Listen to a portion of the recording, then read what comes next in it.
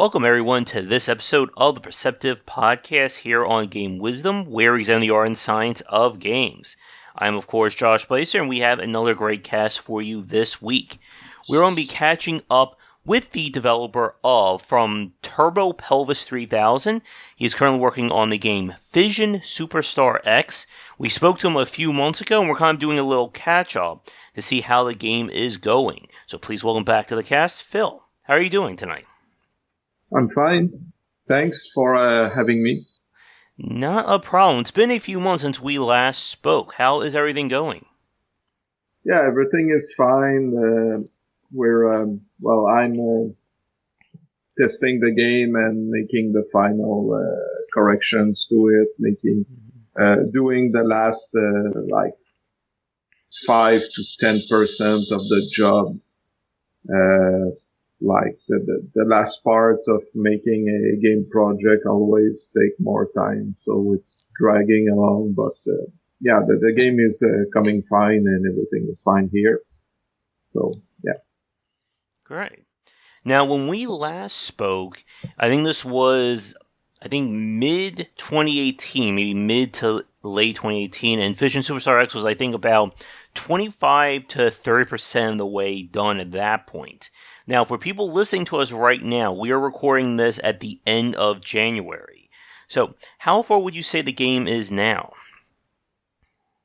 Well, right now it's probably around 95% complete. More than that, maybe 98%. It's just tweaking some stuff, trying to find all the little annoying bugs, trying to find the big bugs that can come out when the game is just released, and then you have some big game breaker bug that prevents player from progressing. So I want to find all of them before releasing it, and also I want to balance it so it's real hard, but for experts it's finishable all the time. When you know how to play, you're going to be able to finish it every time.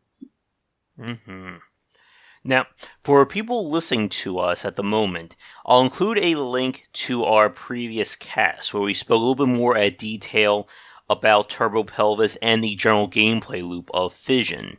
But for anyone new listening to us right now, Phil, if you wouldn't mind, if you could give the elevator pitch to the game again for any new folks listening? Fission Superstar X is a space roguelike shooter where you must deliver a nuclear weapon to make her famous for a mad scientist. So in short, that's what the game is about. Mm-hmm. And for people listening to us right now, if you want to hear more about the overall gameplay loop, that's what we discussed in the previous cast.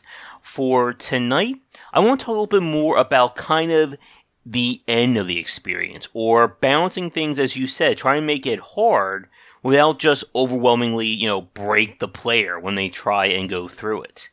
And it can be very hard from a roguelike design perspective in terms of knowing just how much you want to push the procedural generation, or just how hard you want to make all those factors. So, with Fission Superstar X, I guess, from a balancing standpoint, has the game had any major, hills or valleys in terms of how hard or how easy it was over development? You mean for the difficulty of the game, or the actual development of the game? The difficulty, playing the game. Okay. Right now, since it's a game with a big random factor in it, the hard part is to balance it so you still have a lot of surprises in the game, but that at some point the player doesn't hit a wall of something that's just unbeatable. So you must put little rubber bands in there just to make it a bit fair for the player, just the game checks from time to time how actually the player is going. So if he's doing a real good run, the game is going to crank up a little the difficulty, and if he's struggling and he doesn't have good items, didn't have any money to buy stuff that would help him finish the game, the game is actually going to cut him some slack and maybe spawn less hard enemies and stuff like that. It's not a big thing, but it's just little things that will help the player. Also, there are noticeable harder parts in the game because although everything is random, some enemies just come out at some key points in the game. So there are places in the full run that it's going to get really hard at that point. But if you pass this, you have a real good chance of finishing the whole game. Right now, a place I noticed is just after Jupiter, when you get to that asteroid called Ceres. It's getting real hard. But after that, when you're done with that part, the game is kind of gets a little bit easier. It means you're at 75% of the run. Although the enemies are harder overall, you probably at that point have most of your final build done. You can still upgrade a bit, and then you can get to the end and probably finish the game. But it's not like it's going to be a sure shot either. You're probably going to have a hard time anyhow. So now that's it. Okay. Now, with Fission Superstar, you have the different difficulty modifier, so you can turn on or off when you start a new game. And I guess from a design standpoint, what have you been looking at in terms of how hard you really want to push the player in terms of those modifiers? Because as it stands right now, you have two extremes. You have the game with no difficulty modifiers turned on, and then you have all those modifiers turned on, which a few nights ago I decided to try that, as a way of going back to the game, and I just got destroyed within one or two levels of it.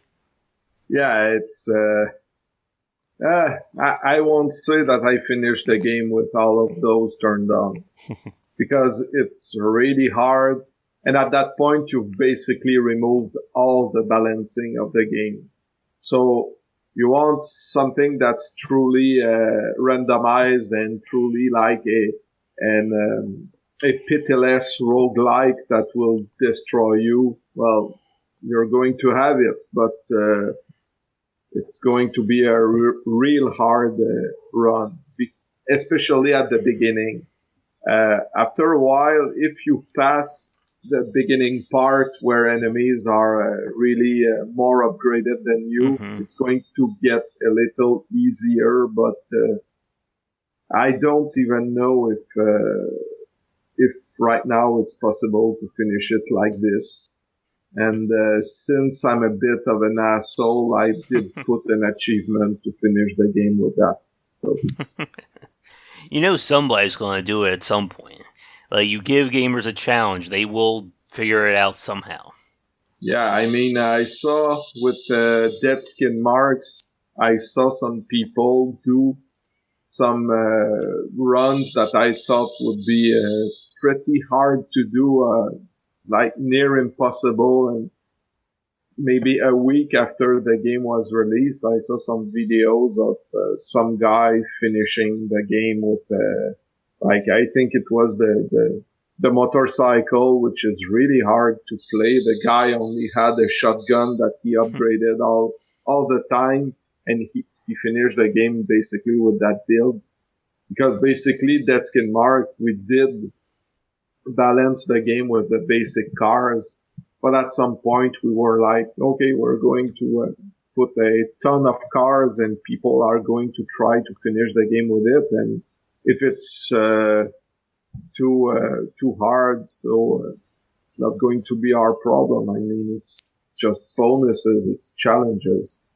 Well, if a car is too bad to finish the game with in standard mode, the people could just play the boss mode and finish it anyhow. With Fission Superstar, I finished the game with all the ships. What I didn't do was finish the game with all the regulator modifiers turned off. So, Yeah. so that's the balancing right now. Okay. And one of the modifiers, and you may have just mentioned that, Phil, I just want to clarify for people listening. There's one that basically removes, I guess, the scaling of what enemies spawn in. Like, as you said, as you go through the different planets, the game will obviously pull from a greater and harder pool of enemies to spawn in. But when you turn on, or I guess turn off that setting, basically lets like any enemy spawn in like at any time, right? Yeah. There are limitations because at the beginning of the game you have a certain faction, and then after 25% the faction switches, and all of those have their unique ships. So those won't spawn at the beginning of the game. I mean, you can't get there are lots of enemies. There's one that does a kind of big yellow beam that basically blocks a big part of the screen, so it interdicts the player going there, or else his energy will drain. That enemy comes at 50% of the game, or so, maybe 65. It's only the insect faction that has an insect faction, and the Earth faction that have this type of ship. So it can't spawn at the beginning of the game because there's no version for the first faction. But aside from that, you can get any type of enemy. If you turn off the weapon scaling, you're going to have end game weapons at the beginning. So basically you could just start the game, some guy spawns with a Gatling gun and destroys you, and that's it, first level. So yeah, that's the kind of things that you can turn on and off. There's also there's the space hazards that you can just randomize, so you can get any of the hard levels at the beginning. There's the length that you can just turn off or on. So you can have 4 minutes level straight at the beginning of the game. So that's going to be real hard. And like when I played it and I turned off that the scaling feature, like all of a sudden I saw a ship with like a harpoon like gun on it, and I was like, what is that going to do? And then just like wrecks like my pilot in like 2 or 3 hits at that level. Yeah, that's I think that weapon is a mid-game weapon. Around 40% of the game you can buy it and enemies can have it. So. And also, the shield doesn't block it. So it's pretty dangerous at the first level. Now, with, I guess, keeping with the theme of, like, difficulty and balancing like that, in terms of, like, the enemy designs, you mentioned, of course, the various factions. What was kind of, like, your decision behind, like, how hard you want the enemy types to be? There's a sort of linear scaling that's going on. There's you can see on the different enemies when the engine will change. If the engine looks bigger and, the exhaust is bigger, you'll see that the enemy will actually move faster. The different factions have increasingly high health points, but those don't scale linear. It's more like a step. So basically, when you encounter a new faction, you notice that the difficulty has increased because it wasn't progressing slowly. You notice that those guys take a lot more hits. Like at the end of the demo version, you basically have some big guns, and then you shoot the other enemies, and they die one shot, and you're like, oh yeah, and basically overpowered. So you made the new faction, and then you shoot the guy. You see, oh, he's taking one hit, 2 hits, 3 hits, and that's a signal that you're going to have to upgrade a bit more to make it good. Mm-hmm. And the enemies also have tougher weapons. The AI also changes. At the beginning, they're pretty dumb. I mean, the turrets more or less fire randomly. But as the game progresses, the turrets will aim more and more at you. They have different types of AI. I think I did 16 just for the aiming of the turrets. And also new behaviors are coded into the movement of the different enemies, like fighters will start to avoid your shots. Like you aim at a fighter and the AI detects that you're actually pointing at him, and he'll try to move around to throw off your aim. So, yeah, stuff like that. Okay. Now, another part of the game that we didn't talk about yet in this cast is the various boss fights that you have in the game. And the bosses themselves are hard-coded elements. Each fight is going to be with a unique character. With that kind of balance between the fixed bosses and the procedurally generated enemies, how would you approach the boss designs? Well, I tried to challenge different things in the builds of the player. So there's one, well, also there are some bosses that are just fights, like the submarine on Neptune. It's just like a fight, but it's just a long fight with an enemy with several different attacks. The Pluto boss, it's more like you have a big invincible enemy that has a weak spot, doesn't attack with too dangerous attacks, but it's basically it teaches the player to aim for certain parts.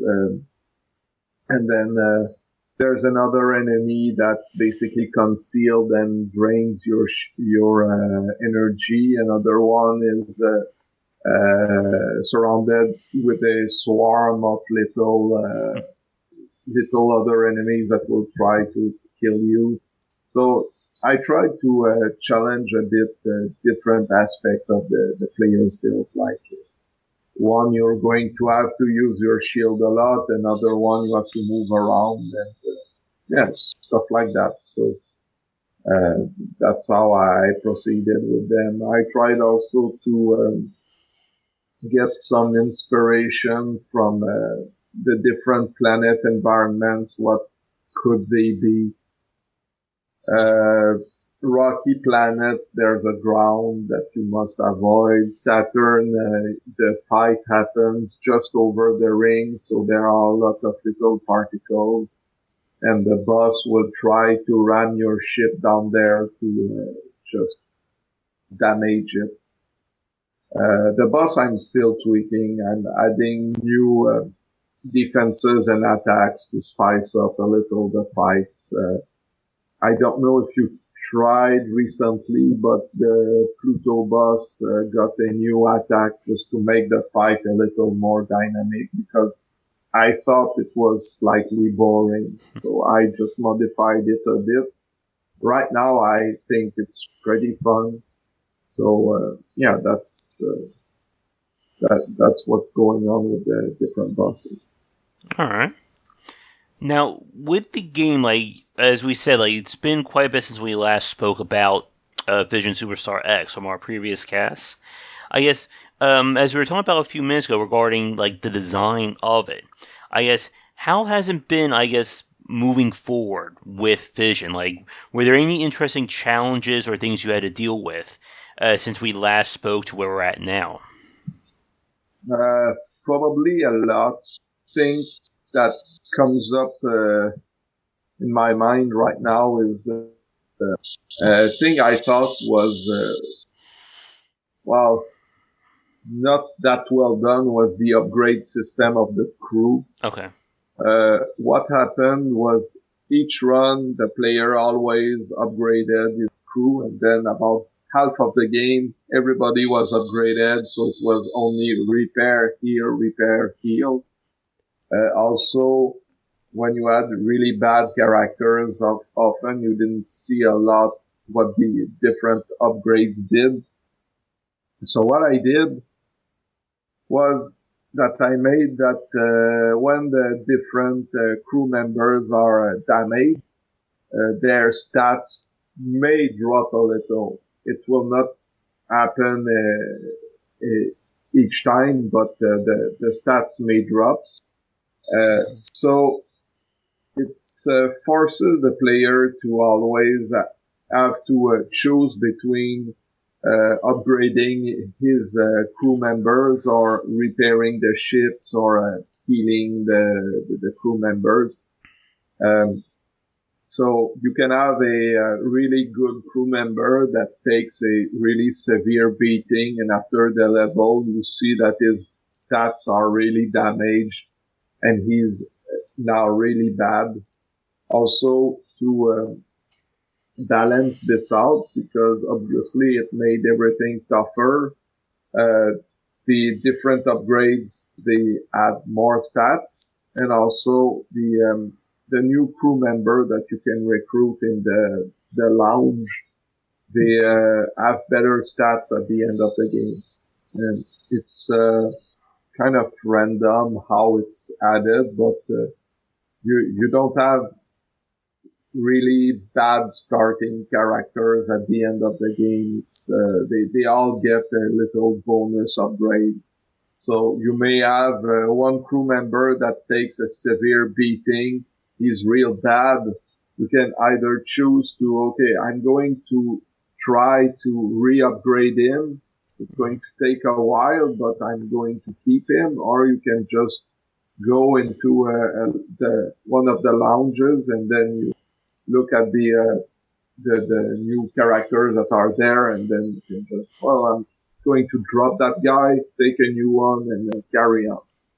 So it's more interesting for a game. I mean, you're not like building all your stuff and okay, it's done, I'm invincible, I'm going to finish the game right now. So anything can happen. You can have your crew take a severe beating, and your game suddenly is not so good anymore. You have to react, to readjust, and to actually have a chance to finish the game. Mm-hmm. And yeah, and that was one of the things I was noticing during when I was playing this way back when you first gave me the press key for Fission. That again, once I got a crew member, it was kind of just, forget about him. Just upgrade his stat after every battle, and, who cares about him after that? And it is very hard, I think, and for not just with Fission, but in roguelikes in general, about how, I guess, polarizing you want that feedback loop to be. Because as you probably have seen when with other people who've played Fission, that there's always that case where, you get a really good start, and then, nothing stops you. But then you have those plays where it just seems like nothing is going right, and you're just being hammered again and again. Yeah, it's there's always the random factor. That's the danger when your game is randomly generated. At some point, you're going to have a really bad game going on. But I have yet to see a game where it's constantly unfair. I mean, at some point, something good will happen.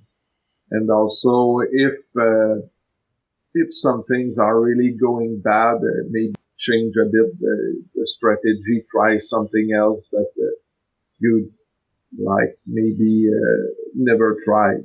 So it was the same with FTL actually. Yeah. I had what I remember played.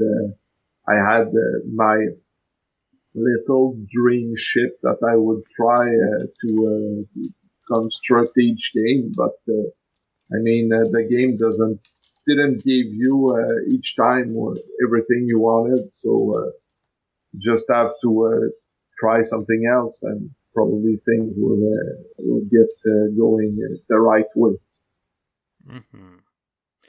Now, with the weapon designs, I guess, has there been any like major balancing or changes with the various weapons you can put onto your ship since we last spoke?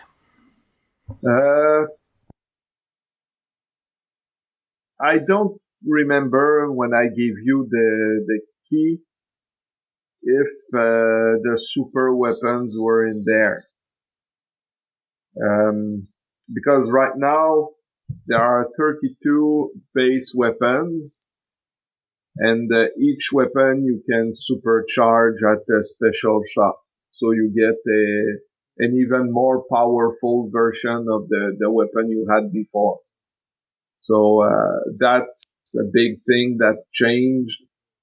There are super shields that add little bonuses to your shield. They do different things. Like one actually will damage enemy ships, another one will make enemy ships drop cash and stuff like that. So.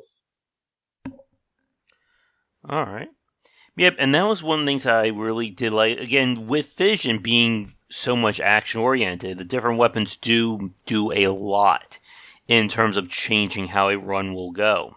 I guess as a question for you, Phil, for the people for like when you play Fission, or as well as like your play testers and fans, do they go for the upgrade weapon at the start, or do they go for a second crew member first? It depends.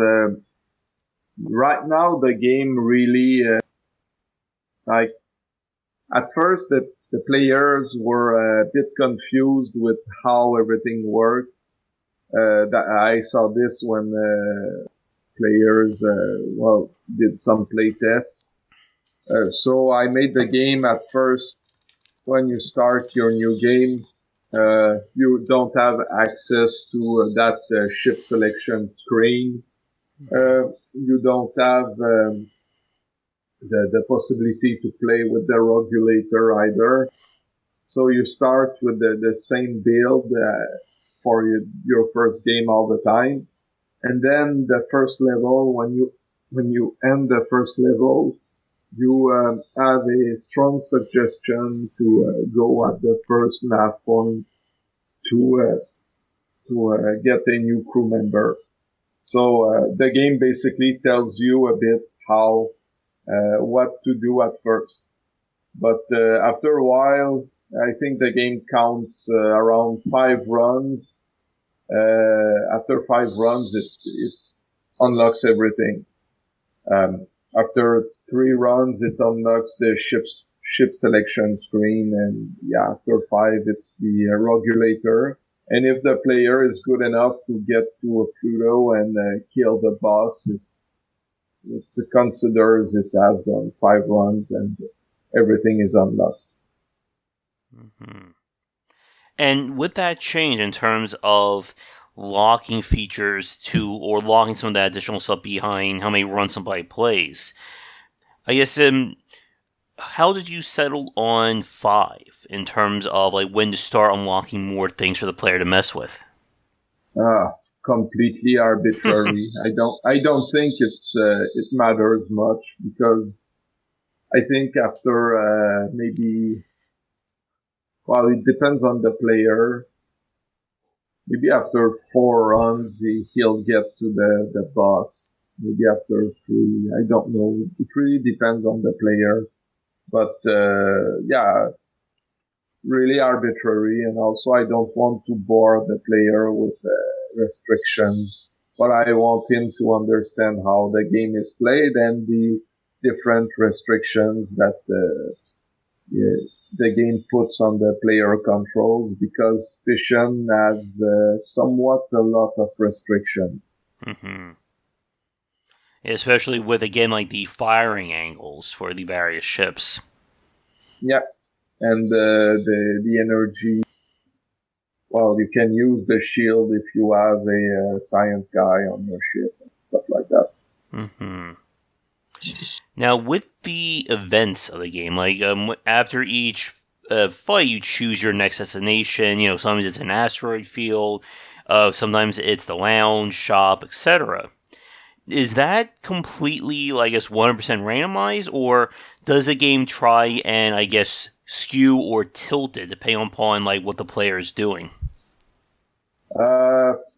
There's a progression regarding what type of environments are present.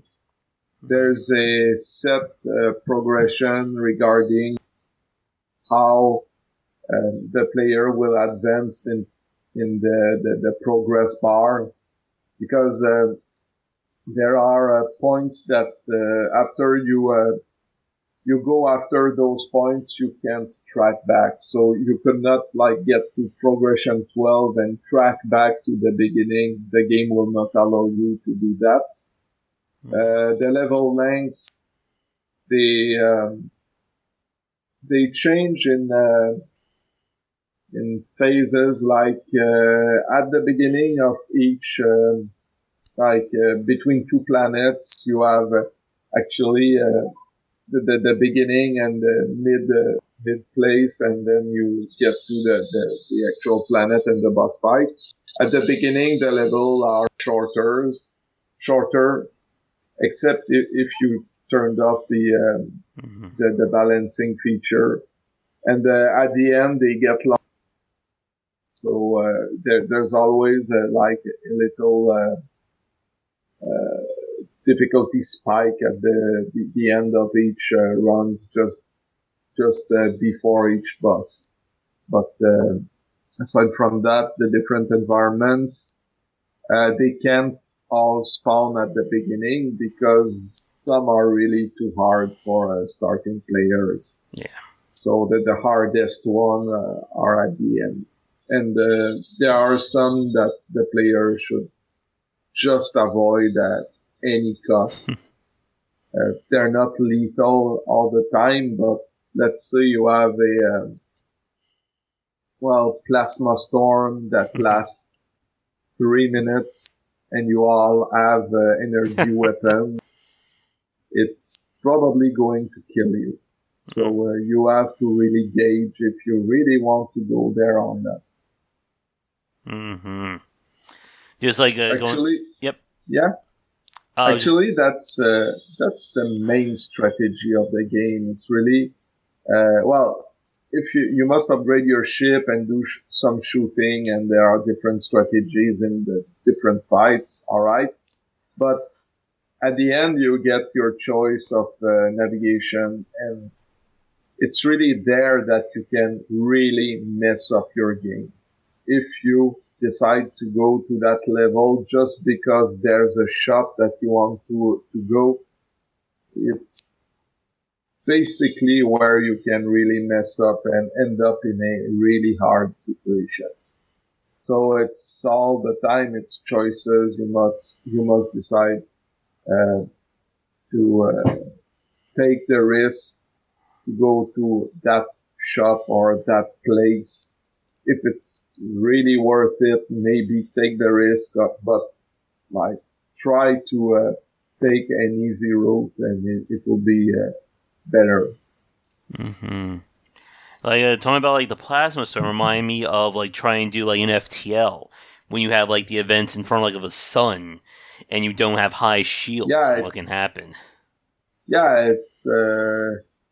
I won't lie, it's a bit inspired by that. I mean, I found those environments so annoying in FTL. I decided, okay, I need to add more environments to my game because that's a big factor in the variety of the game.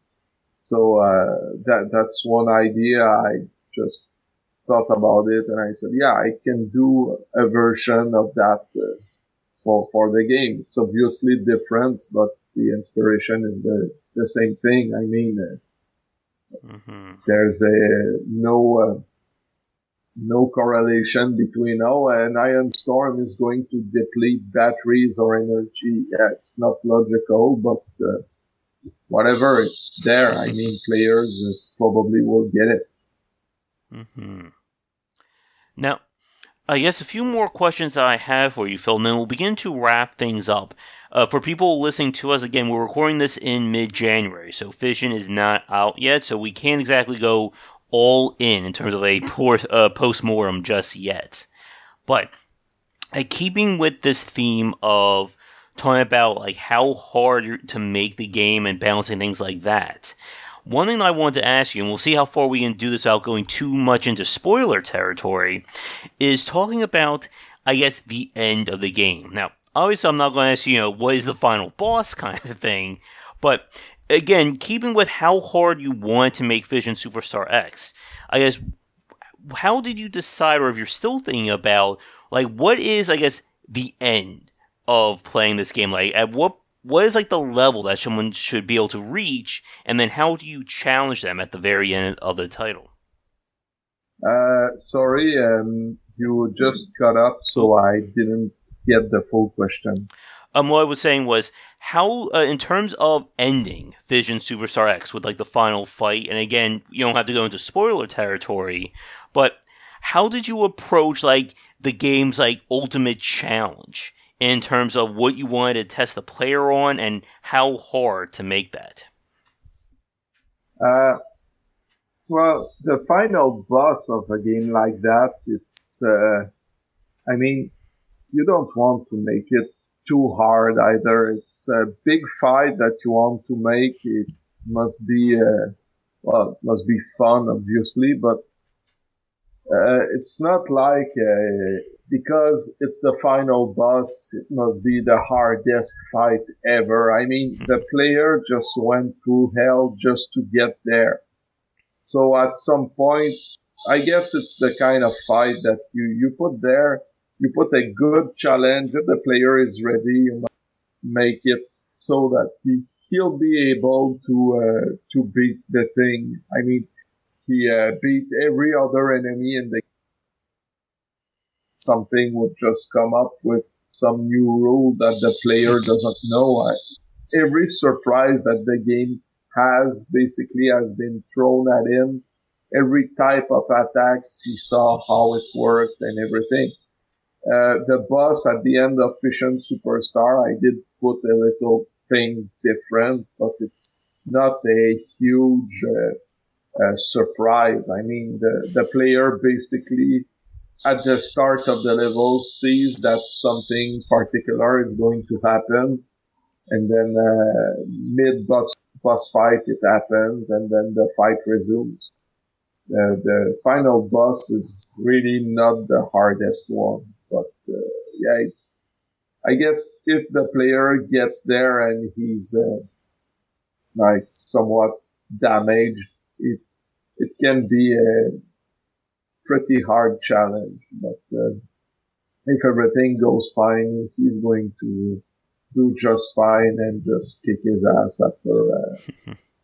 I don't know how long the fight lasts. It's not short, but it's not like tedious and without an end. So I think right now it's a little boring though. So I'm going to add something more in there to make it more interesting before I release the game. But right now, yeah, I mean, I just did put in there. The fight was okay, so I just went on to do something else. But right now, I'm just doing a makeover on nearly all the bosses. I'm like looking at stuff that annoy me each time. And right now, the last boss, I must add a little thing to make him better. I'm not telling what I'm going to do, but to do with it. So in the end, it's going to be pretty interesting. All right. And in terms of, I guess, like the future of Fission Superstar X, again, it's still probably a little too soon to talk about this, but do you have any ideas for like post-release support, additional content, things like that for the game? I probably will add new enemies later in the game. Maybe, new environment, new enemies is what comes to mind right now. Mm-hmm. Probably will make them so they make the game harder. So I'm going to most probably add a switch to turn on or off those add-ons. So if players don't like what I added, they just can try to opt out of it. So. Okay. And trying to think of any final questions for you for the cast, Phil. I guess for people listening to us right now, in terms of Fission Superstar X's release, do you have, I guess, a soft launch date or soft release point for the game yet? Late winter, early spring. Okay. Something like that. All right. It really depends. Right now, we plan to release it at the end of January, but we decided to push back the date for several reasons. Mm-hmm. I think it's for the better. The game is going to be better. So, each time that a big company gets a game out and they rush it because they're hard pressed to do it, and the game is not finished, we see a big storm of angry player going basically berserk over this. So I guess player prefer that we push back stuff instead of releasing half-finished things, and so I'm not really anxious about this, but it needed to be pushed back. So, sorry if some people wanted to play in February, you can't right now. Okay. And I guess in terms of the design of Fission, are there any aspects or topics we didn't touch on yet that you would like to discuss?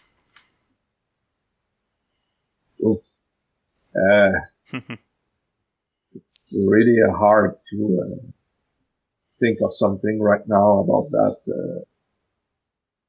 Okay. I'm trying to think if there's anything last minute that comes to mind. I guess here's a quick question for you, Phil, and then I think we'll use this kind of as our way to wrap things up. Okay. Keeping with our theme again for tonight about how hard to make roguelikes and roguelike design.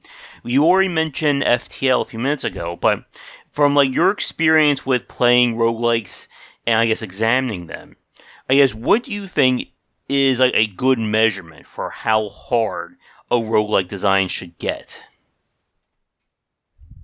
That's a pretty good question, and pretty hard to answer. But the way I go about this is,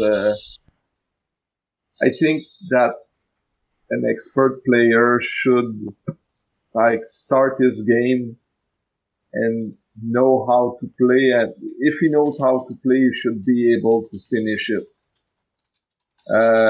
The difference with games like roguelites and more streamlined game and fixed progression games is you actually have to learn what the game is doing as a background mechanic with roguelikes to start to get how to beat it. You can't just learn that it's going to throw that enemy in your face at that point, and at that other point, it's going to do that, and you really have to adapt to every situation that the game will throw at you, and you have to know why it does that and what stats are challenged by this type of enemy, this type of mechanic, this type of environment. So it's more of a process of learning the overall principles and mechanics of the games instead of learning the overall layout of the game, the overall level design of the game, which happens with many other games. I'm not saying that to finish like a shooter, you don't have to learn the mechanic of the game. It's just that you have a lot of learning to acquire more in term of the layout of the levels, the different covers and stuff like that, and what happens at what point. In a roguelike game, you can't really learn those things. Of course, some have like set pieces, like FTL, it was like little set pieces that were laid out on a map. So after a while, you know that if you see that scenario unfolding, you know that the best way to deal with it is that. So there's that part of learning, but with a game like, let's say Dead Skin Marks or Fission, it's more, you have to adapt to something that you know that will probably happen in the near future. Some type of enemy might pop up and you need to have this kind of weapon to deal with it if it happens, but since it might not show up, you must come out with another solution for that. And if you know why that enemy is hard to beat, why it does that or that, you're going to be able to come up with something else. So I think it's the main difference with roguelikes and other games that are more linear and less random. It's more type of learning that you must acquire. The learning curve is different. The type of things that you must memorize are different. It's not the same at all. And I think another challenge, as you were saying there, in terms of the player adapting to the various challenges, is that there needs to be different potential strategies for the player to find. This was one of the issues I had with FTL, and again for that game's final fight, where it kind of felt like you were railroaded into only a few set ways to win, and it didn't matter how else you play the game if you didn't get what you needed for those various phases. Yeah, the end boss initially I hated it, but I played a lot of FTL because it was the perfect game to play at work during lunchtime. The runs, they lasted about 1 hour 30. So after 2 lunches, you could just finish the game and you could have a good progression going on. But after a while, the end boss was I really liked him because actually there were several ways to defeat him. I did find that eliminating the crew members was a pretty good way to go around with killing him.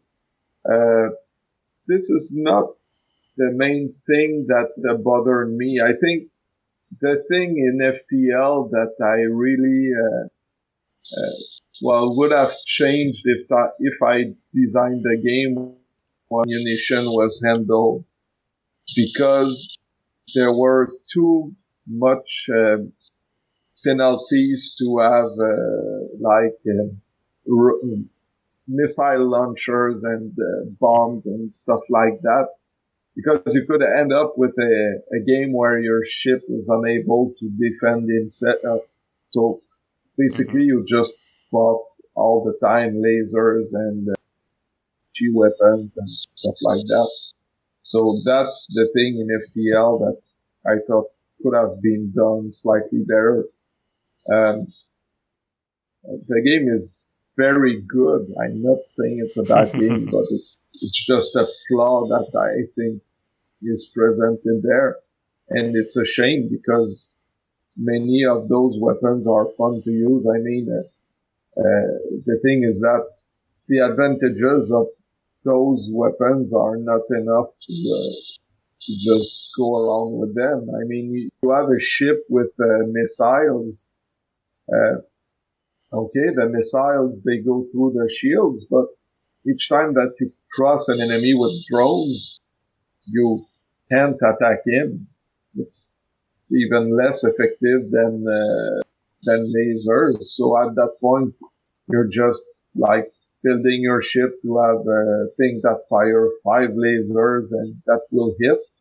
And then you're basically dealing with the enemy shields and you don't need any rockets or whatever to end the game. Actually, you just like avoid those weapons.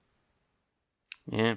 And it's always challenging when you're limiting like the really cool stuff like that, because it runs into that case of like the player either just hoarding the items for that eventual case that may never come, or as you said, they may just outright never pick them up, because why should I get something unreliable when I have something that may not be as powerful, but it's a lot easier to use? Yeah. I did put, in my game, there are weapons that use ammunition. I tried to balance it so the player can pick up enough ammo to use them. Well, right now, I don't think it's an issue to get ammo. I mean, I often end the game with like 5,000 ammo. I think I will probably cut it a little. I mean, the player really can hoard a lot of ammo. The main thing I did try was to force the player to have some ammo and some energy weapons, just so that he's not energy starved all the time. So that's how I went about with it, but it's really hard to balance those things. With FTL, I'm saying I would have done it differently, but what could have been done? I think the main issue is that there are some things that automatically shoot down your missiles. So that's one issue with those. So I don't know how you could go about getting rid of that or making it less infiable. But yeah, that's the issue, and that's a real tough one to solve. Really, I don't know if they could have done it better, but I think everybody playing that game is avoiding the missile launchers for that reason. But I think with that, I think we'll wrap it up for tonight. And if you're free again in the coming months, Phil, we can always have you back on to discuss kind of the post-mortem for Fission. Oh, sure. I'd be pleased, and probably I'll even have started on my new one. So we'll see about that. All right, sounds good. But again, good luck with finishing up Fission Superstar X, and cannot wait to try out the full game when it is released in the coming months. And just to clarify for people listening to us, it will be available on both like the major digital stores as well as on console, correct? Yeah. Well, on the right now it's Xbox and PC. Okay. All right. But I think with that said, we will wrap it up for this cast. So for everybody listening to us right now, thank you so much for tuning in. Be sure to check out Fission Superstar X. And if you want to watch my video and our previous podcast, you'll find that link down below. For you, Phil, are there any social media sites or links you would like to plug now? Well, the Steam page, obviously, of the game. Mm-hmm. Yeah, people, if you're interested, just go over there and list the game. It helps us a lot. There's the Facebook page where I post news and, well, I post screenshots and sometimes videos once per week. Mm-hmm. It's facebook.com/FissionX. And yeah, I have a Twitter also, but it's more on Facebook that the news are going around. But I try to mirror it on Twitter too. All right. Sounds good. So, again, everybody, thank you for tuning in. If you'd like to support Game Wisdom and what I do, there are several areas open. If you'd like to be a featured guest for a podcast, whether live or recorded, or write a guest piece, you'll find information and links under Submissions Wanted. I'm always looking to hear from new people, so feel free to send me an email at any time. You can follow me on Twitter at GWBicer for thoughts and updates throughout the day. Be sure to check out the Game Wisdom YouTube channel for daily videos on design, as well as live discussions. And go to patreon.com/GWBicer if you'd like to support us that way to get access to ad-free videos and other interesting rewards. But that is going to do it for this week's episode. Again, Phil, thank you so much for coming on, and I'm sure we'll talk again in the coming months. Thank you. It was a pleasure.